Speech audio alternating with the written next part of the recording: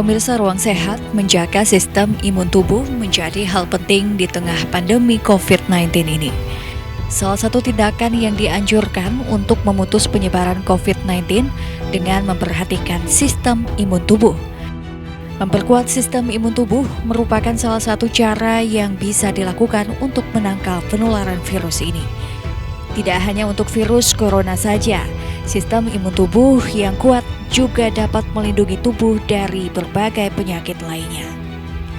Pada dasarnya, tubuh manusia memiliki sistem imun tubuh untuk melawan virus maupun bakteri penyebab penyakit. Namun ada hal-hal yang dapat melemahkan imun tubuh seseorang seperti faktor usia, kurang gizi, keluhan penyakit, dan juga obat-obatan tertentu. Oleh sebab itu, fungsi sistem imun tubuh perlu dijaga agar kondisi tubuh kuat. Assalamualaikum warahmatullahi wabarakatuh, pemirsa. Senang sekali saya Purnamasari bisa kembali hadir menjumpai Anda di Ruang Sehat, ruang seputar informasi kesehatan. Pemirsa, memasuki bulan Ramadan di tahun ini tentunya berbeda dengan Ramadan di tahun sebelumnya, di mana di Ramadan tahun ini kita tengah menghadapi pandemi COVID-19 yang hingga kini belum berakhir.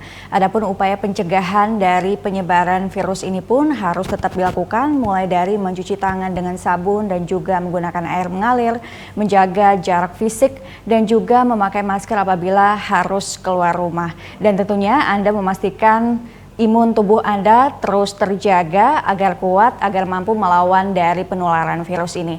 Nah, pemirsa Ruang Sehat, topik yang akan kita bahas di episode kali ini adalah imun tubuh kuat lawan COVID-19. Di mana untuk membahas ini lebih lanjut, di studio saya sudah bersama dengan dua orang narasumber, yaitu Dr. Rapolo Manik selaku dokter umum juga Kepala Bidang Kesehatan Masyarakat Dinas Kesehatan, dan juga Bapak Catur Yuda Murtopo selaku Kepala Seksi Kesehatan Keluarga dan Gizi Dinas Kesehatan.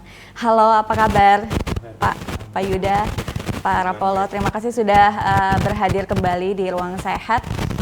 Ini langsung saja saya ke Pak Dr. Rapolo dulu. Ya. Benarkah sistem imun tubuh yang kuat itu bisa menangkal COVID-19, virus COVID-19? Baik. Sistem imun tubuh yang kuat, yang mumpuni, itu memang sangat berhubungan dengan perjalanan penyakit COVID-19 itu sendiri. Nah, kalau kita lihat dari kasus-kasus yang dirawat di rumah sakit, itu 90% itu adalah orang-orang yang berusia lanjut, yang 65 tahun ke atas, kemudian penyakit dengan jantung, ya, kardiovaskular, termasuk hipertensi, diabetes, dan over obesity. Nah, dari keempat jenis ini, yang kondisi-kondisi komorbid yang kita sebut itu tadi, itu memang ada hubungan antara kondisi ini ke imunitas tubuh.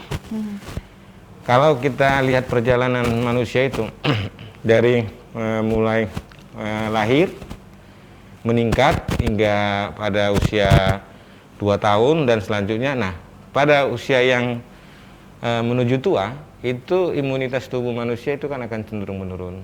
Nah, begitu juga dengan pada diabetes itu kemampuan dia menangkal itu juga akan berkurang. Jadi fungsi imunitas tubuh itu memang sangat diperlukan dalam mengatasi COVID-19. Nah, perlu kita jelaskan lagi di sini bahwa 80% penderita COVID-19 itu kan dia tidak dirawat di rumah sakit. Nah, dari 80% ini ada yang menunjukkan gejala ringan, ada juga yang tanpa gejala. Nah, ini sangat berhubungan dengan imunitas tubuh manusia itu sendiri. Berarti bisa dikatakan sistem imunitas tubuh yang kuat bisa dikatakan mampu lah ya untuk melawan dari penularan virus ini, begitu ya Pak ya? Ya. Nah Pak, bagaimana caranya meningkatkan sistem imun tubuh itu Pak? Nah, jauh sebelum kita meningkatkan imunitas tubuh tadi, kembali kita tegaskan di sini bahwa untuk mencegah coronavirus 19 ya, itu yang paling penting itu jangan kena dulu kumannya, jangan kasih masuk, ya kan? Jaga jarak dan cuci tangan pakai sabun, jangan ngupil. Nah, untuk meningkatkan imunitas tubuh ini maka pertama kita harus makanan yang berimbang, ya, proteinnya lengkap, kemudian nutrisi, mikronutrisi yang lengkap. Nanti Pak Yuda bisa jelaskan lebih lanjut. Nah, kemudian istirahat yang cukup. Yang paling penting lagi, pikiran. Nah, kalau orang stres itu kan dia mengeluarkan katekolamin. Nah, ini memperjelek sistem imun tubuh. Pikiran juga berpengaruh begitu Sangat, ya Pak? sangat. Nah, salah satu penyebab yang kegawatan penderita COVID-19 itu karena stres tadi, ada ketakutan. Ya. Ketakutan ini kan dia merilis namanya bahan kimia itu namanya katekolamin. Nah, ini memperparah keadaan. Oke. Jadi intinya pikiran dijaga, jangan stres, kemudian istirahat yang cukup, ya, olahraga teratur, kemudian kita berjemur selama 10-15 menit. Nah, itulah sebabnya kenapa kalau kita berjemur rame-rame kan, tapi tetap dengan menjaga jarak. Itu kalau kita tanya orang yang berjemur bersama-sama itu dia lebih happy, lebih gembira, tidurnya lebih enak. Itu. Oke. Pak Yuda, kalau berbicara masalah meningkatkan imun tubuh, ini dari segi gizi apa nih yang kira-kira harus diketahui pemirsa Ruang Sehat? Terima kasih Mbak Sari. Jadi untuk meningkatkan kaitannya dengan imun tubuh, topik kita pada kali ini, kita tetap kembali kepada pedoman umum gizi seimbang. Ya, jadi pada hari ini saya juga ada membawa beberapa ini. Ya, jadi ini pedoman gizi seimbang. Gambarannya seperti ini ya, Pak? Ya, gambarnya seperti ini. Jadi ini adalah isi piringku yang sudah dikeluarkan oleh Kementerian Kesehatan. Kita berpedoman pada ini, ya. Jadi setengah piringnya adalah bagian di sini adalah lauk pauk dan makanan pokok kita. Jadi di 2/3 bagiannya adalah makanan pokok, kemudian lauk pauknya 1/3 bagian, dan setengah piringnya lagi adalah buah dan sayur, di mana porsi sayur 2/3 bagian dan 1/3 bagiannya adalah buah. Jadi ini adalah pedoman makan kita sehari-hari gambarannya. Jadi sekali makan, gambarnya seperti ini. Nah, kalau berbicara soal masalah tadi apa yang makanan apa yang bisa meningkatkan imunitas tubuh. Jadi yang perlu kita garis bawahi dulu satu, bahwa tidak ada satu sumber makanan pun yang sangat sempurna. Jadi dia harus tetap saling melengkapi. Mungkin kita perlu misalnya meningkatkan cakup buah ini, tapi tidak bisa juga mengabaikan buah yang lain atau sayur yang lain. Jadi semuanya harus bergizi dan seimbang. Kalau nanti ditanya, oh kalau kita makan buah tertentu gitu kan, memang buah itu bergizi, tapi pertanyaannya apakah seimbang? Nah, itu bijaknya seperti itu Mbak Sari. Oke. Kalau untuk isi piringku sendiri itu berlaku dari usia atau ada kategori usia atau semuanya sama begitu Pak? Nah, beda lagi di sini. Kalau untuk yang bayi hanya ASI saja sampai 6 bulan. Itu kita pastikan bahwa hanya nutrien atau gizi ASI, air susu ibulah yang paling sempurna di dunia ini. Tidak ada satupun yang bisa menggantikan air susu ibu untuk bayi 0 sampai 6 bulan. Tetapi begitu dia sudah menginjak masa 6 bulan dan seterusnya, dia perlu makanan pendamping, namanya makanan pendamping air susu ibu, ya. Jadi itu akan berbeda lagi, dia makanannya perlu makanan 4 bintang, dan dia nanti juga bentuk makanannya berbeda dengan makanan-makanan orang dewasa. Sedikit misalnya saya jelaskan juga, ini kaitannya mungkin nanti ada hubungannya dengan kondisi kita juga, ya, bahwa perlu asupan untuk anak-anak bingung nanti bahwa di sekarang lebih suka yang praktis gitu kan. Padahal kalau kita orang tuanya lagi masak apa nih, misalnya ada masak sayur bayam atau kemudian ikan, lauk apa. Nah, yang pertama misalnya 6 bulan sampai 9 bulan itu bentuk makanannya disaring. Jadi ambil misalnya 1 sendok makanan utama yang ada di situ. Kalau biasanya kita pakai nasi, ya silakan pakai nasi. Kemudian sayur, kemudian lauk, ya, kemudian kacang-kacangan, yang lain-lainnya tempe atau tahu.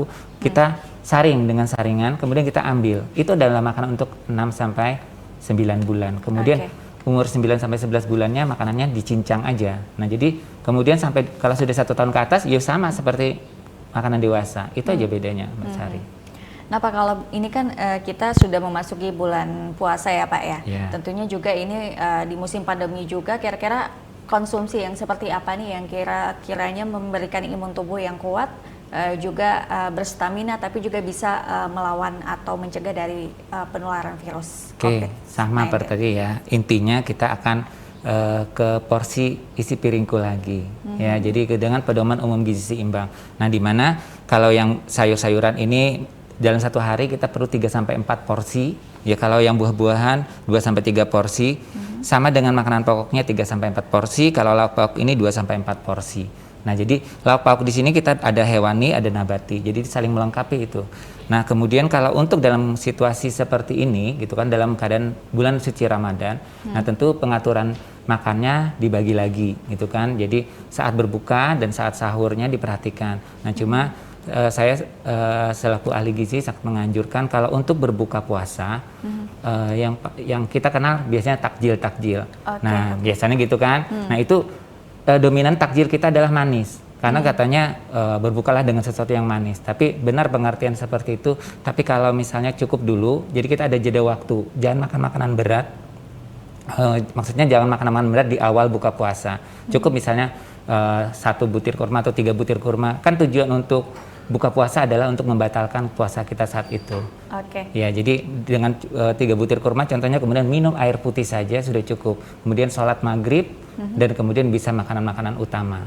Tetap berisi piringku ya. Pak Yuda, bisa disebutkan nggak salah satunya contoh makanan yang kira-kira dikonsumsi mereka saat berbuka ataupun sahur begitu, yang kira-kiranya menambah imun tubuh mereka? Yang seperti apa tadi, kalau berbuka cukup untuk membatalkan puasa. Misalnya tadi kurma yang saat ini lagi heboh gitu kan. Memang kurma itu kandungan gizinya juga baik. Ya, maksudnya dia mengandung gula yang saat itu gulanya bisa langsung dipecah untuk menjadi energi. Nah, jadi serta-merta dia bisa dipecah untuk energi, dan tapi dia juga punya serat. Nah, serat yang larut air dan tidak larut air. Nah, itu keunggulannya buah kurma. Tetapi jangan lupa, kebanyakan di masyarakat kita saat makan kurma juga diiringin dengan takjil-takjil.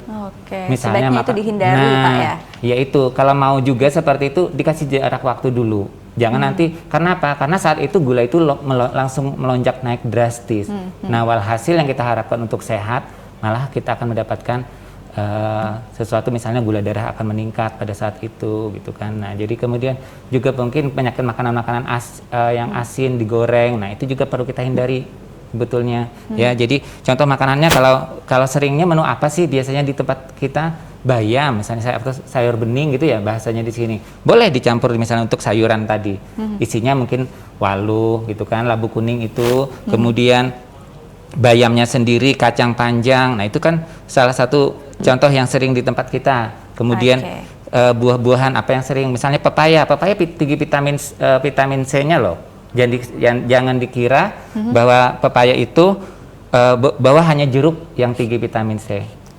Ya, jambu biji juga bisa diambil makanan-makanan yang sekitar. Ya, kemudian untuk makanan utamanya, kalau di tempat kita kan biasanya nih wilayah kita Kalimantan Selatan ya paling sering beras gitu kan. Padahal banyak lagi penggantinya. Ya, misalnya apa? Ubi, singkong, sagu, ya, jagung. Yang jenisnya karbohidrat talas, ya, Pak ya? Iya. Kemudian baru nanti protein nabati dan protein hewaninya dari kacang-kacangan, jenis tempe, tahu. Nah, itu sangat baik sekali untuk kesehatan. Para polo mungkin bisa menambahkan konsumsi yang bisa dikonsumsi pemirsa Ruang Sehat ketika berbuka dan sahur, mungkin apa yang sebaiknya mereka konsumsi untuk meningkatkan imun tubuh mereka. Tapi tahan dulu Pak, kita jeda sejenak. Pemirsa tetap di Ruang Sehat, ruang seputar informasi kesehatan.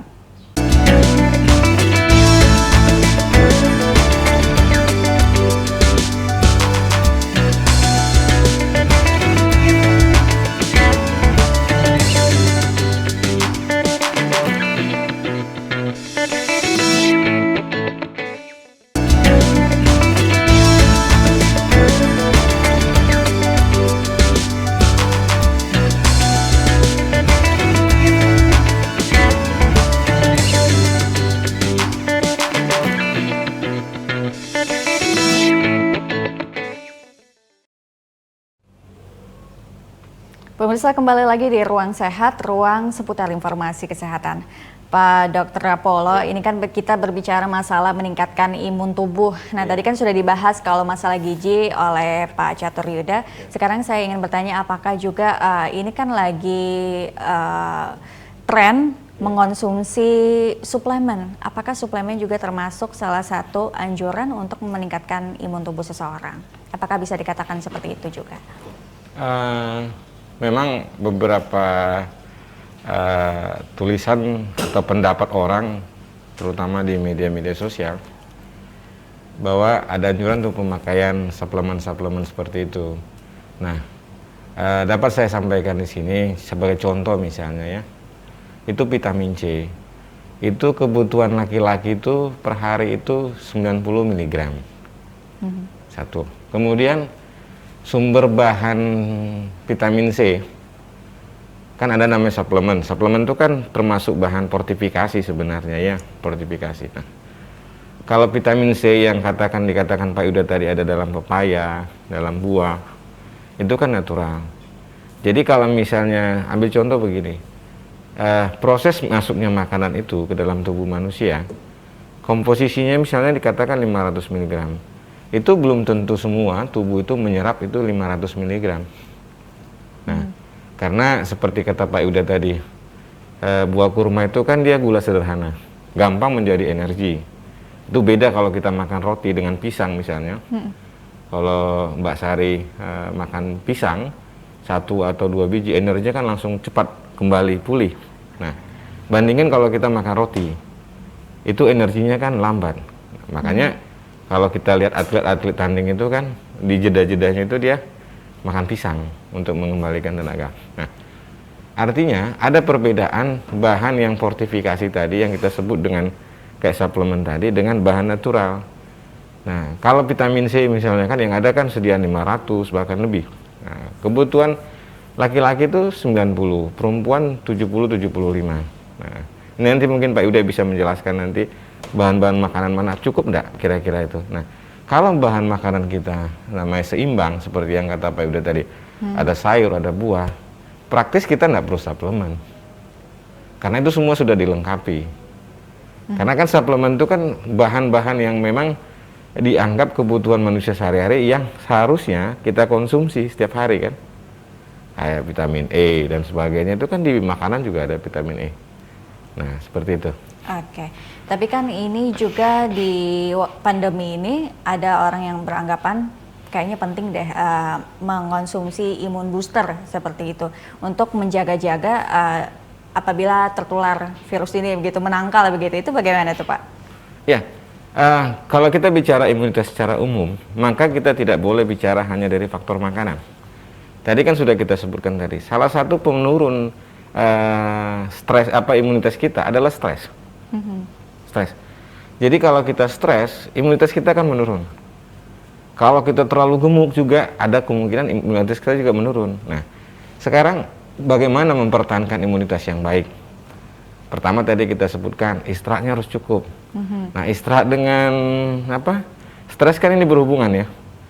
Nah, kalau orang stres kan susah tidur. Nah, kemudian tadi ya ada physical activity ya, olahraga ringan. Nah, itu juga meningkatkan kesenangan, kegairahan, juga menaikkan metabolisme, merangsang kalau bahasa itu hemostatis ya, keseimbangan. Jadi tubuh kita dalam seimbang. Oke. Ya, seperti itu. Jadi kalau saya lebih menganjurkan begini. Jangan fokus kepada intake seperti itu tadi. Coba kita fokus kepada makanan kita yang bisa kita makan secara natural. Sama itu dulu yang utama ya Pak? Iya, kita enjoy, kita memanfaatkan alam yang ada bersama kita. Nah itu, misalnya dalam rangka stay at home ini misalnya, ini kan membosankan. Nah, bagaimana kita dengan sesama keluarga membuat kegiatan baru yang menyenangkan, komunikasi dengan istri lebih baik. Nah, perlu saya sampaikan juga di sini. Kesempatan stay at home ini kan kita bisa bersih-bersih rumah, rapi-rapi rumah misalnya kan. Nah, itu kan menyenangkan pikiran. Kualitas hubungan antara keluarga itu kan meningkat kan semakin bagus. Itu juga akan membentuk imun tubuh yang kuat ya Pak ya? Iya, menjaga imunitas tubuh, betul, seperti itu. Berarti bisa dikatakan menjaga atau meningkatkan imun tubuh tidak berpatokan pada misalkan seperti tren mengonsumsi suplemen imun booster begitu ya Pak ya? Enggak. Tidak bisa dikatakan itu efektif begitu ya Pak ya? Ya, Tidak terlalu betul. efektif lah begitu ya. Yang paling utama adalah pola makan. Pola makan, pola pikiran, menjaga hubungan yang baik semua, ya itu pasti.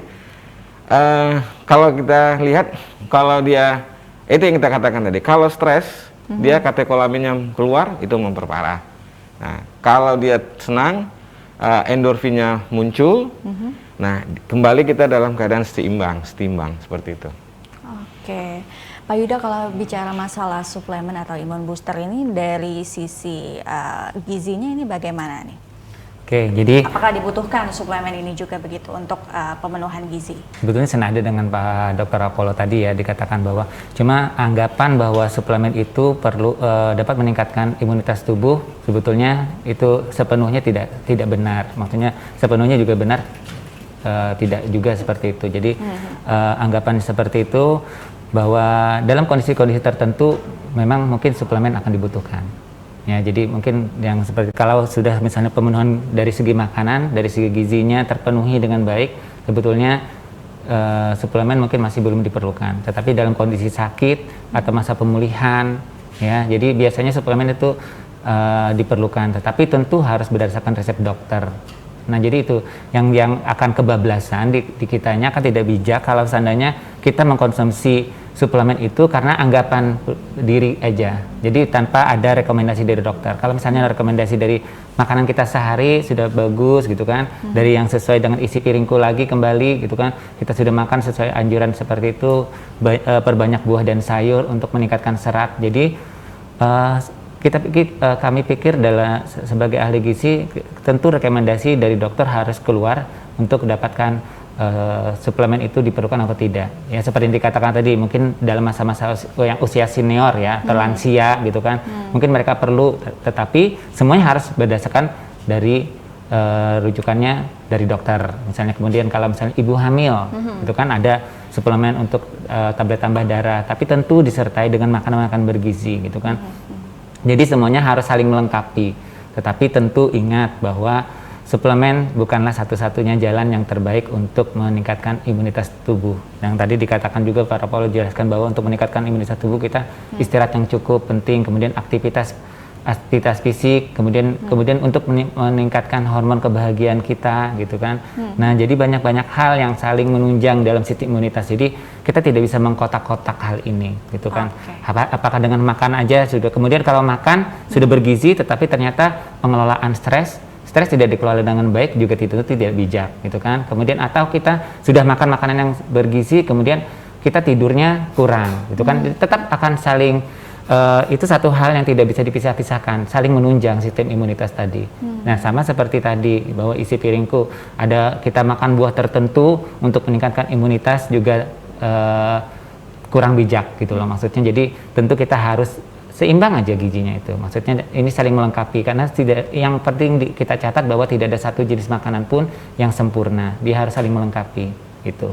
Oke. Pak, berbicara masalah gizi seimbang, ini kan banyak mungkin masyarakat yang di luar sana yang belum mengetahui atau mengenal pasti apa sih kira-kira contoh makanan yang gizinya itu seimbang yang harus mereka konsumsi, khususnya di daerah kita ini kira-kira yang mudah didapat, mudah ditemui itu apa yang bagus mereka konsumsi begitu? Oh, sebetulnya sih tergantung keluarga. Cuma artinya sekarang dalam situasi seperti ini memang lagi bingung katanya sayur susah nyarinya atau segala macamnya. Padahal kalau seandainya kita kembali lagi untuk memanfaatkan pekarangan, nah ini keluar dari wacana kita ya. Tadi ibaratnya memanfaatkan pekarangan untuk menanam buah dan sayur itu juga sudah salah satunya menunjang pemenuhan kebutuhan. Jadi kan taman gizi keluarga. Jadi dia bisa menanam mungkin sayuran bayam, kangkung dan segala macamnya untuk meningkatkan yang seperti itu tadi. Jadi untuk mencegah penularan COVID, ini isi piringku yang lainnya. Ini sama kok isinya.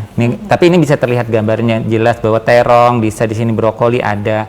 Tapi yang sekitaran kita yang sering banyak orang tua lebih muda, mungkin sebetulnya yang banyak itu sayur-sayuran yang berwarna. Itu tinggi sekali untuk antioksidannya. Jadi kalau misalnya nanti bicara termasuk untuk menangkal virus atau bakteri ya, Pak sebetulnya kalau mau bicara untuk fungsi yang vitamin yang sering. Nah, ini kita bicara. Jadi saya kembalikan dulu, saya mengenalkan dulu bahwa ada zat gizi, ada zat gizi makro, ada zat gizi mikro. Makro itu artinya perlu dalam jumlah banyak, yaitu misalnya karbohidrat, protein, lemak, dan air. Kemudian zat gizi mikronya yaitu vitamin dan mineral. Nah, mineral sendiri juga ada zat gizi mikro dan mineral makro dan mineral mikro. Mineral mikro yang 15 jenis item, kalau jenis yang mineral makro itu ada 7. Yang kita ketahui seperti itu. Walaupun jenis turunannya banyak, cuma yang 15 jenis tadi, nah itu yang banyak meningkatkan, malahan yang mikro tadi. Walaupun jumlahnya kecil, tapi untuk imunitas dia sangat berperan. Contohnya selenium, kemudian misalnya zat besi, gitu kan, kemudian zinc, gitu kan. Nah, zinc aja dalam beberapa penelitian kan memang baik untuk sistem pencernaan, dia akan membentuk misalnya membantu untuk mukosa, usus, pencernaan dan segala macamnya. Itu juga salah satunya meningkatkan imunitas. Kalau vitaminnya sendiri, vitamin A, C, D, E, itu juga salah satunya yang bisa meningkatkan imunitas. Tapi saya kembali lagi, tidak serta-merta bahwa kita nanti walaupun tahu, oh ini vitamin A-nya tinggi, terus kita mengkonsumsi salah satu jenis vitamin.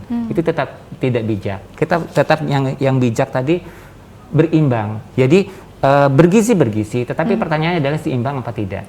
Nah itu yang penting. Jadi tolong masyarakat dimanapun gitu kan, kalau misalnya menonton tayangan ini, tetap anjurannya adalah walaupun makanan yang ada itu adalah bergizi, tetapi pertanyaannya apakah sudah seimbang. Jadi tentu yang bijaksana adalah kalau kita makan makanan yang seimbang, sesuai dengan porsinya, tidak berlebih.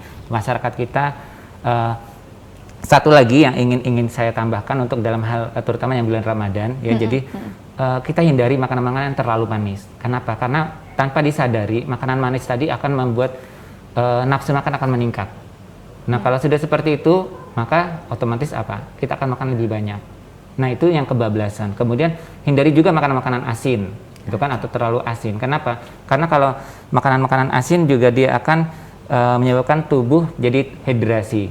Ya, jadi dia lebih terhidrasi, lebih banyak lagi menyebabkan haus. Jadi seperti itu, Mbak Sari. Oke, Pak Rapolo, ini berbicara masalah konsumsi makanan, khususnya di bulan Ramadan. Ini kan banyak banget di luar sana yang semacam takjil begitu ya, terus makan makanan manis, es, goreng-gorengan yang berlemak, minyak-minyakan. Itu bagaimana tuh? Seharusnya bagaimana mereka mengonsumsi makanan untuk berbuka atau sahur yang tepat begitu, yang menyehatkan tubuh mereka?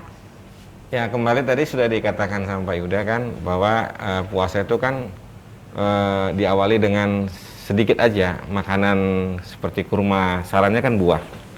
Nah, untuk sebagai sumber energi yang pertama, karena tadi sudah kita sampaikan bahwa energi dari buah itu dia cepat, prosesnya enggak lama untuk menghasilkan tenaga, jadi akan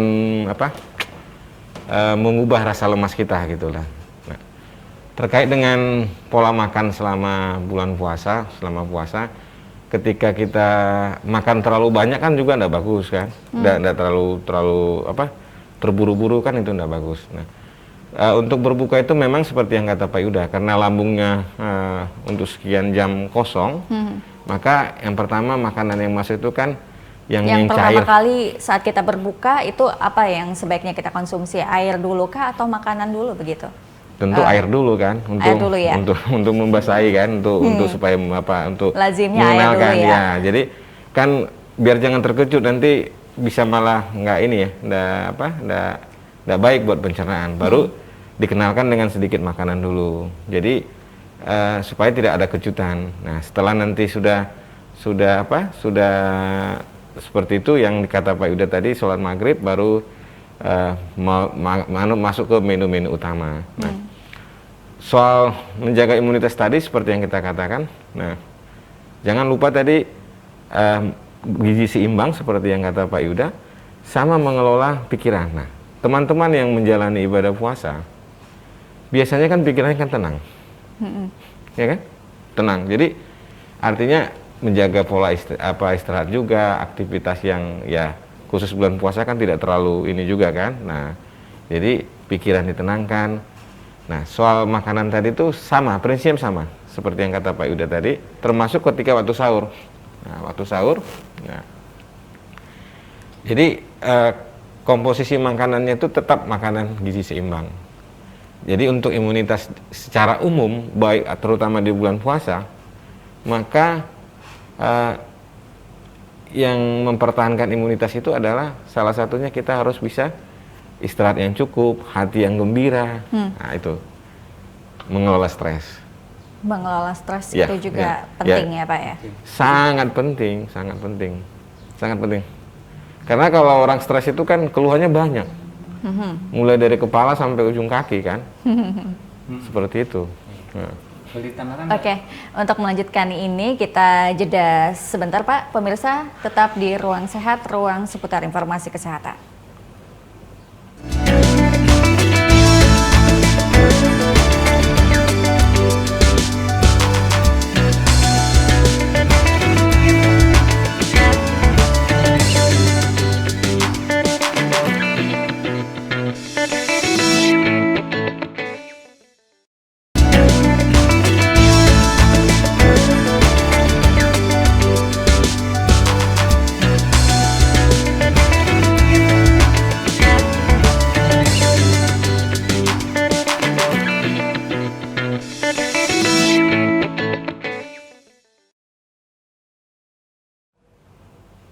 Kembali lagi di Ruang Sehat pemirsa, ruang seputar informasi kesehatan.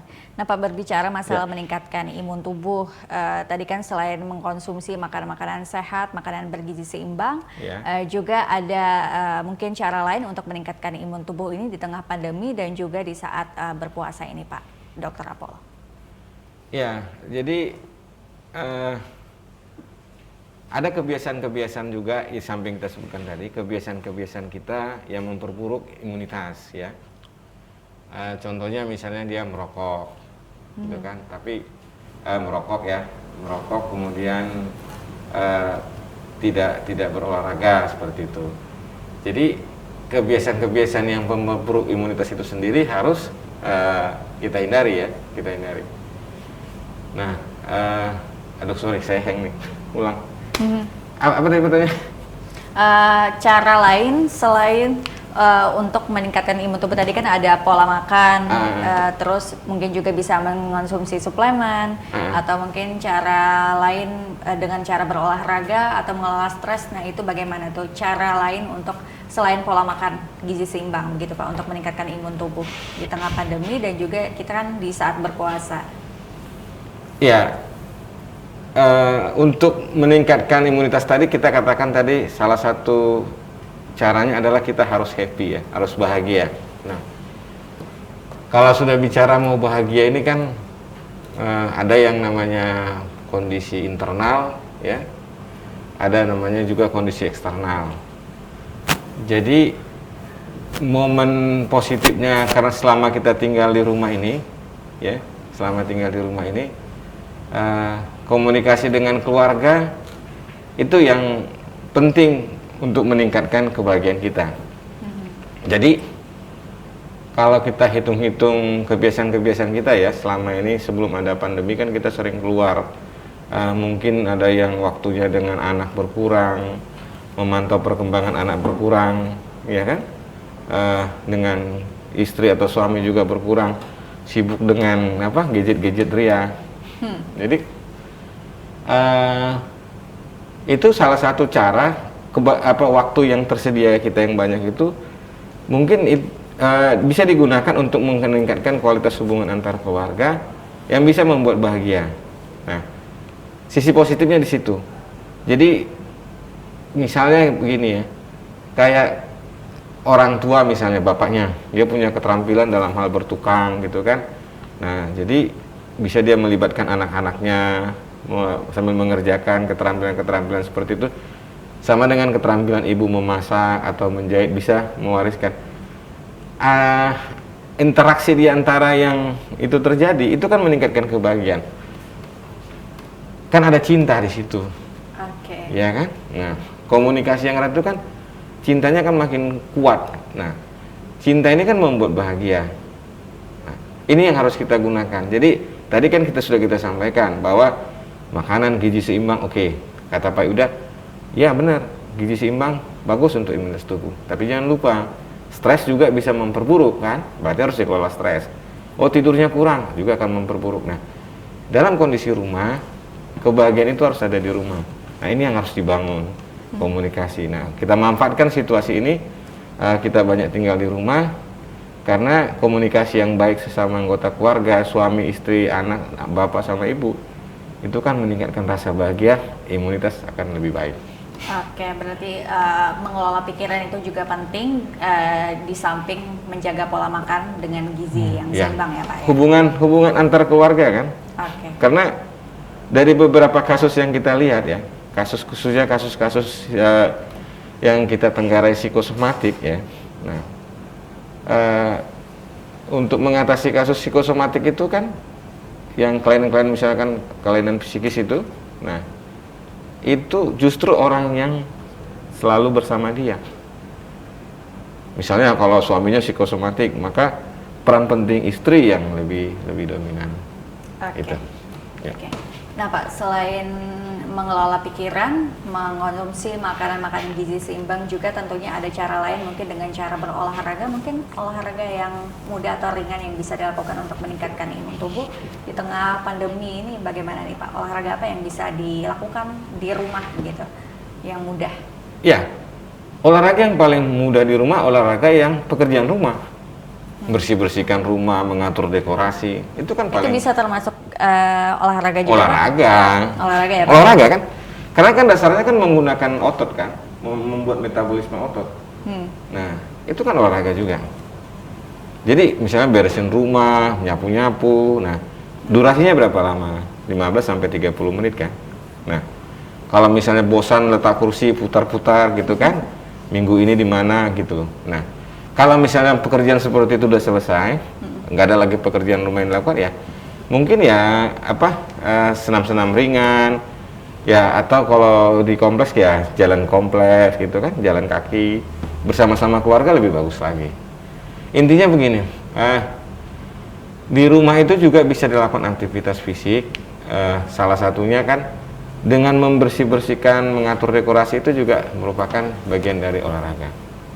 Oke, berarti bisa dibenarkan anggapan orang-orang sebagian mungkin walaupun tidak melakukan olahraga yang identik dengan mungkin menggunakan alat olahraga yang seperti gym dan lain-lain, itu juga melakukan aktivitas-aktivitas rumahan juga bisa dikatakan olahraga ya Pak ya? Aktivitas fisik olahraga ya. Okay. Termasuk bagian dari yang menjaga imunitas tubuh. Tapi bicara masalah keefektifannya, efektif mana nih Pak? Olahraga yang benar-benar misalkan dia melakukan olahraga misalnya seperti lari atau cuman sekedar beraktivitas, melakukan aktivitas di rumah. Nah, olahraga yang paling bagus itu saat ini kan sebenarnya olahraga yang paling ideal untuk semua orang, semua usia, semua kalangan itu kan jalan kaki. Jalan kaki, tapi nanti diukur dia dengan kecepatan denyut jantung. Ada perubahannya enggak? Itu olahraga yang paling ideal untuk semua orang, dengan durasi sekian lama. Nah, kalau misalnya kadang ada yang namanya kayak workout, membentuk otot tubuh dan semua segala macam, itu olahraga juga. Tapi intinya kan olahraga itu kan ada proses metabolisme yang berlangsung di situ, sehingga sirkulasi darahnya akan lebih baik. Nah, seperti itu. Jadi saya katakan tadi bahwa aktivitas di rumah itu misalnya yang kita sampai berpeluh sampai apa, itu sudah merupakan aktivitas fisik, walaupun dia tidak ya kita dalam apa ini kan kita sebut seperti olahraga ya. Nah, tapi yang dimaksud dengan di situ kan aktivitas fisik. Kalau olahraga yang kayak terukur gitu kan, nah itu tidak kita sebutkan di dalam rumah. Nah, jadi kegiatan-kegiatan di rumah yang setara dengan olahraga, aktivitas fisiknya yaitu yang kita sebutkan tadi, itu sudah cukup untuk meningkatkan imunitas tubuh. Oke, Pak Yuda, kalau berbicara masalah imunitas tubuh, ini kan yang rentan mungkin ya terserang dari pandemi COVID-19 ini kan cenderung ke lansia, lanjut usia begitu. Jadi kira-kira apa nih yang perlu diperhatikan para lansia di luar sana untuk menjaga kesehatan dirinya? Selain tentunya dengan pola gizi yang seimbang. Ya, tentunya sama seperti yang dijelaskan bahwa Pak Dr. Apollo ya, bahwa untuk meningkatkan imunitas itu banyak hal yang bisa dilakukan. Salah satunya misalnya tadi selain makan yang bergizi dan imbang, kita bisa juga tadi kelola stres rata-rata juga dengan meningkatkan imun bahagia gitu kan, hormon bahagia yang terpacu, karena kita kenal memang ada 4 hormon untuk yang kebahagiaan, misalnya dopamin, endorfin, serotonin, dan juga oksitosin. Nah, tapi untuk meningkatkan yang hal kegiatan ini mungkin hormon endorfinnya nanti yang akan lebih banyak dipacu, misalnya dengan berolahraga ringan gitu kan di rumah. Jadi kalau olahraga yang misalnya kita yang baik, benar, terukur dan teratur ya, yang kita kenal istilah seperti itu, sebetulnya gerakan-gerakan stretching atau peregangan-peregangan itu sudah cukup untuk yang ya, tapi dilakukan misalnya hitungan 4 kali 8 gitu kan. Kemudian gerakan misalnya seperti 1, 2, 3 seperti itu, atau kemudian stretching peregangan seperti ini, kemudian otot di atas, samping, kemudian di belakang. Hal-hal yang seperti itu bisa dilakukan oleh lansia gitu kan. Dan atau itu mudah dilakukan begitu ya, ya, Pak, atau misalnya melakukan gerakan 1, 2, 3 seperti itu gerakannya ya. Seperti itu bisa dilakukan oleh para lansia di rumah ya, atau dan juga bisa dibantu oleh anggota keluarga lain tentunya. Dan juga bisa bisa diikuti oleh anak-anak gitu kan. Cucu-cucu ya, cucu-cucunya bersenam-senam ringan dengan hitungan. Tentunya misalnya kalau hitungannya satu gerakan itu hitungannya 2 kali 8, 4 kali 8, yang penting dia sama ukurannya gitu kan. Dilakukan misalnya sampai 15 sampai 30 menit udah cukup untuk, terutama kalau misalnya, yang penting kalau misalnya olahraga untuk dalam seperti ini situasi pandemi yang pasti Ramadan. Itu kan Ramadan kita tidak perlu harus olahraga yang berat kata Dr. Apollo misalnya dengan beraktivitas tadi, tetapi kita juga perlu juga misalnya peregangan yang tadi yang benar, baik, benar, terukur dan teratur tadi gerakannya. Jadi apa tadi yang bisa kita lakukan, stretching gitu kan, seperti ini gitu kan, atau memutar bahu kemudian balik lagi, yang seperti itu juga stretching peregangan kaki. Nah, seperti itu. Hal-hal yang seperti itu bisa dilakukan di rumah untuk misalnya, tetapi dihitung gitu kan.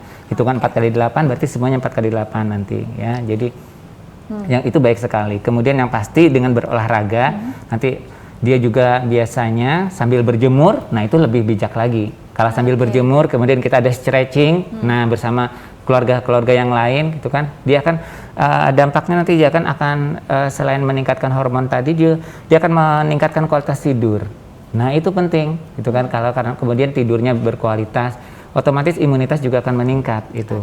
Kalau untuk waktu yang tepat untuk lansia ini berolahraga, tergantung lansianya. Lansianya pengennya kapan dia? Kalau misalnya pagi hari untuk olahraga baik sekali gitu kan misalnya. Kemudian atau dia sore hari, atau saat Ramadan seperti ini dia bisa melakukan olahraga misalnya setelah sholat isya atau tarawih sebentar olahraganya boleh dilakukan seperti itu.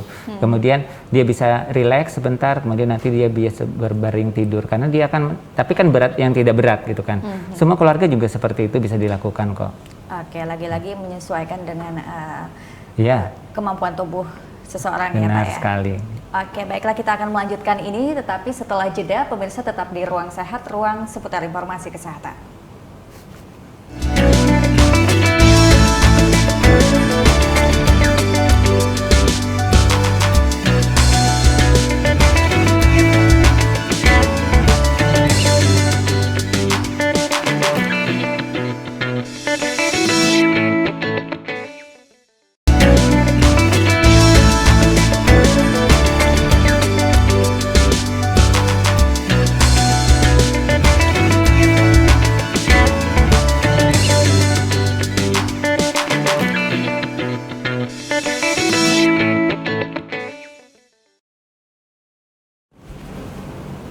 Pemirsa, tiba di penghujung segmen kali ini. Nah, Pak Rapolo, ini bagi pemirsa Ruang Sehat sendiri untuk mengetahui kondisi tubuh imunnya menurun atau sudah mulai terganggu, itu bagaimana mereka mengetahui secara mandiri di rumah gitu.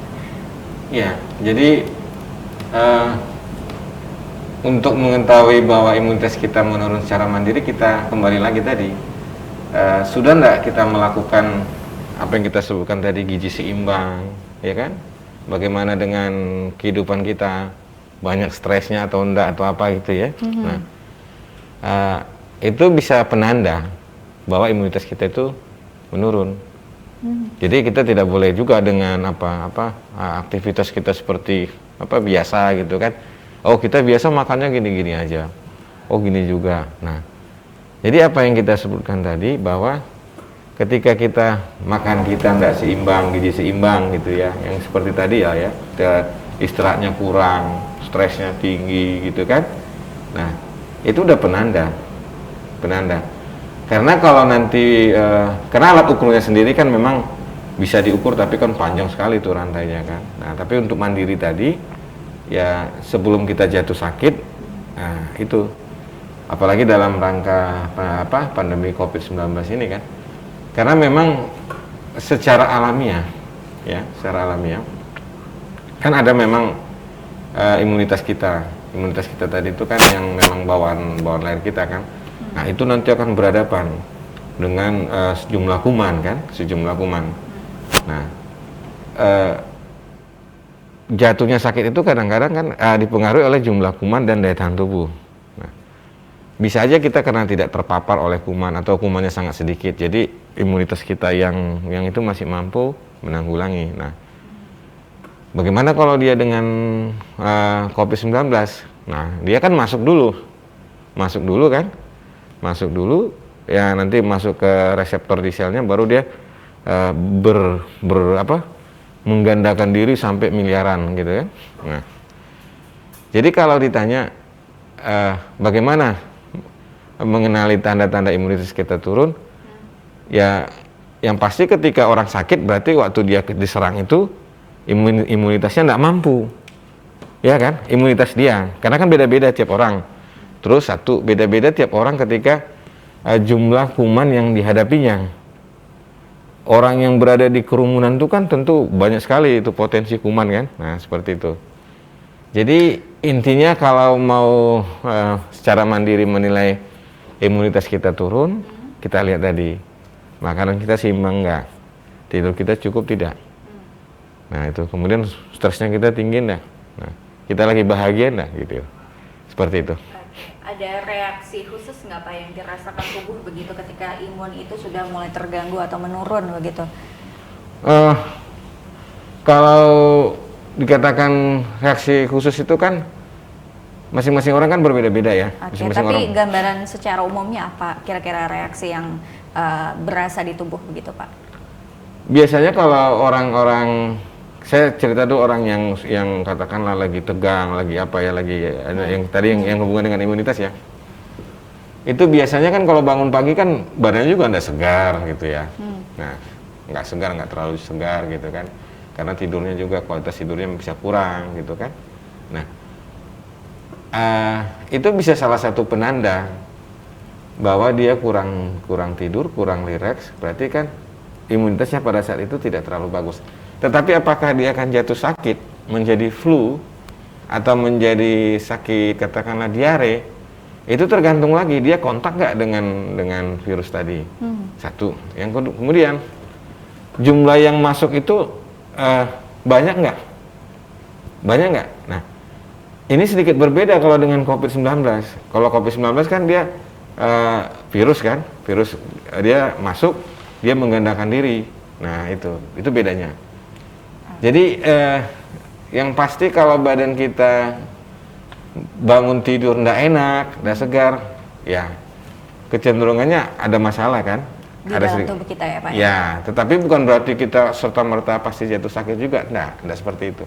Oke, berarti cara mudah untuk mengetahui kondisi tubuh kita adalah saat pertama kali kita bangun tidur ya Pak ya?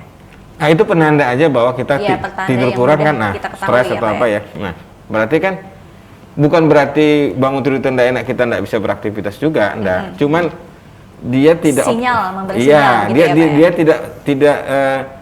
tidak optimal yang seharusnya yang bisa kita peroleh gitu loh. Nah itu. Oke. Pak Yuda, ini yang harus diwaspadai atau diketahui masyarakat atau pemirsa Ruang Sehat di rumah untuk meningkatkan imun tubuh di tengah pandemi, terlebih juga di bulan puasa ini apa? Oke, baik ya. Saya kembali lagi, terutama di dalam bulan Ramadan ini ya. Yang paling pertama adalah pastikan tubuh kita merasa sehat. Nah, seperti tadi mungkin kalau Pak Dr. Apollo tadi sudah menyampaikan bahwa saat bangun tidur kita sudah merasa nggak enak badan. Berarti kita harus sudah mengelola nih. Kalau aku sudah tubuhku seperti ini, berarti ya apa yang harus kulakukan hari ini? Berarti aku makannya nanti aku harus benar gitu kan. Kemudian hari ini harus ada beraktivitas, mungkin dengan berjemur sambil peregangan tadi. Kemudian juga nanti aku harus beraktivitas yang lainnya dan mengelola pikiran dengan lebih baik. Sehingga yang dikatakan Dr. Rapolo tadi, saat bangun tidur udah terasa perbedaannya dengan tubuh kita sendiri, karena yang kenal tubuh kita hanya diri kita sendiri gitu kan. Kita apakah perlu nanti harus seperti apa, hanya tubuh kita yang tahu gitu kan, diri kita sendiri yang tahu. Itu yang paling pertama adalah pastikan kondisi tubuh kita, bahwa kita siap untuk melakukan aktivitas hari ini atau mau berpuasa ya, untuk kondisi puasa. Kemudian yang pasti kalau kondisi puasa, usahakan atau upayakan jangan sampai sahur ditinggal. Ya, jangan sampai sahur itu ditinggal, karena itu penting sekali. Kita anggap karena sahur ini adalah sarapan pagi yang memang didahulukan gitu kan, lebih awal. Bekal di siang hari. Benar. Sampai berbuka. Kebayang nggak kalau misalnya kita tanpa sahur, puasanya akan lebih panjang, sehingga kita akan merasa lapar dan mungkin dehidrasi tubuh kita pada saat itu. Ya. Nah kemudian yang tadi sudah dikembalikan lagi bahwa kita ada aktivitas fisik, ya, ataupun dengan berolahraga yang teratur juga, kemudian berjemur yang seperti yang kita sudah ada edaran Bupati yang sangat bijaksana sekali, walaupun itu berada dari kebijakan lokal ya, kita bawa dari masyarakat kita yang sering berjemur juga, itu ternyata baik sekali untuk meningkatkan imunitas, karena dari sumber vitamin D-nya tadi dengan bertemu dengan kolesterol. Jadi kita jangan serta-merta juga bingung tuh kebanyakan kolesterol gimana, dengan berjemur dia nanti dengan kolesterol dia berikatan akan membentuk vitamin D yang membantu kekebalan tubuh kita. Kemudian juga tadi hormon kebahagiaan ditingkatkan, dipacu dengan berkumpul berkeluarga seperti Dr. Rapolo tadi sampaikan gitu kan, itu sangat baik sekali.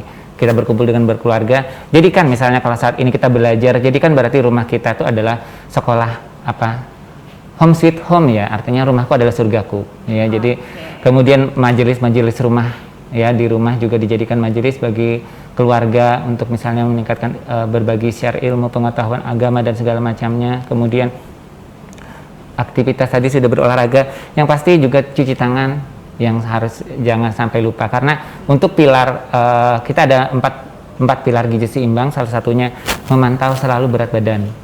Nah itu kita harus memastikan bahwa kondisi tubuh kita, berat badan kita sudah berat badan ideal. Karena apa? Kalau misalnya kita terlalu kurus pun kurang baik. Kemudian atau kita terlalu lebih berat badannya, kelebihan berat badan juga kurang baik juga ya. Misalnya nanti bahkan memicu penyakit tidak menular ya, karena saat ini penyakit tidak menular kita makin meningkat. Karena apa? Salah satunya mungkin gaya hidup dan pola makan yang tidak seimbang. Karena kita lihat aja kalau masyarakat sekarang, kita lebih suka masakan makanan fast food gitu kan, makanan siap saji yang komposisinya kalau kita lihat lebih banyak karbohidrat, protein ataupun lemak gitu kan, tanpa diimbangi dengan serat ya, karena yang kita kenal ada serat larut air dan ada serat tidak larut air. Serat larut air tadi dia akan kalau dipecah dia akan membentuk gel dan berikatan dengan air. Nah itu sangat baik sekali. Kemudian kalau serat tidak larut air, dia nanti akan membantu dalam pencernaan usus besar di usus besar. Nah disitulah ibaratnya kolesterol segala macamnya yang tidak diperlukan oleh tubuh, dia akan nempel tuh di serat. Nah jadi sehingga akhirnya dibuang melalui kotoran kita atau feses kita ya, kotoran kita buang air besar, sehingga yang kalau misalnya kita makan terlalu banyak goreng-gorengan atau apa, misalnya kita memang suka kayak gitu, yang penting diimbangi dengan banyak sayur dan buah, mungkin itu akan setidaknya akan membantu lebih baik lagi seperti itu. Sebentar tambahan lagi, penuhi juga kebutuhan air yang cukup ya, walaupun anjurannya 8 gelas, tapi dalam kondisi puasa ini kita bisa tambahkan lagi minumannya yang dibagi, jadi jangan juga terlalu over ya, hanya tubuh kita yang tahu. Kalau misalnya air kencing yang dikeluarkan itu berwarna jernih, bening ya, itu berarti kebutuhan kita terhidrasi dengan baik ya. Jadi itu yang penting, jangan dilupa ya, itu Mbak Sari. Oke, terakhir Pak Dr. Rapolo, ini kan tadi ada disebutkan Pak Yuda juga, misalnya masyarakat merasa baik-baik saja ketika tidak melakukan sahur, toh badan saya masih merasa tetap kuat, tidak terjadi apa-apa, tidak begitu lemas, itu sebenarnya bahaya apa yang bisa beresiko terjadi pada tubuh seseorang yang tidak melakukan sahur begitu? Ya, artinya kan seperti kata Pak Yuda tadi kan, sahur itu kan kalau dia tidak sahur kan makin panjang kan, makin panjang dia puasanya. Artinya kebutuhan bahan pangannya, kalorinya dan sebagainya itu kan itu sangat minim. Nah, resiko apa yang mungkin terjadi di tubuhnya? Resiko yang terjadi yang pasti kan ada potensi dia gagal menjalankan puasanya kan, karena dia hipoglikemi ya. Hipoglikemi itu kan kalau kondisi hipoglikemi kan bisa raum nih, bisa pusing, karena dia tidak ada gula. Dan ini akan mengganggu sistem imun tubuhnya ya? Iya, khususnya kan otak itu kan makanannya ada dua, ya kan, karbohidrat, energi ya, dan oksigen kan. Nah, kalau dalam kan pertama sekali itu kan itu yang diselamatkan oleh tubuh kita kan, yang pertama sekali diselamatkan yang paling penting itu kan bagian otak. Nah, kalau misalnya dia kadarnya sangat rendah sekali, ya kan, jadi otomatis kan kebutuhan ke otak kan berkurang. Nah, itu udah mulai pusing-pusing, bisa pingsan itu, bahkan bisa menuju koma. Nah, itu yang kalau misalnya dia kalau orang yang dengan gangguan metabolisme seperti itu. Nah, artinya seperti kata Pak Yuda tadi katakan, jangan dilupakan sahurnya. Oke. Nah, itu jadi artinya kan supaya perjalanan ibadah puasanya itu berjalan dengan baik seperti itu. Juga imun tubuhnya tetap terjaga ya Pak ya? Ya, imun tubuhnya ya. Oke, terima kasih banyak Pak Dr. Rapolo, Pak Catur Yuda sudah memberikan informasinya di Ruang Sehat. Dan pemirsa, semoga informasi ini bermanfaat untuk Anda. Terus saksikan Ruang Sehat setiap Rabu, dan khusus di bulan Ramadan ini Ruang Sehat tayang lebih awal pukul 4 sore waktu Indonesia bagian tengah. Saya Purnama Sari beserta kru yang bertugas mengucapkan terima kasih dan selamat menjalankan ibadah puasa Ramadan bagi Anda yang menjalankannya. Wassalamualaikum warahmatullahi wabarakatuh.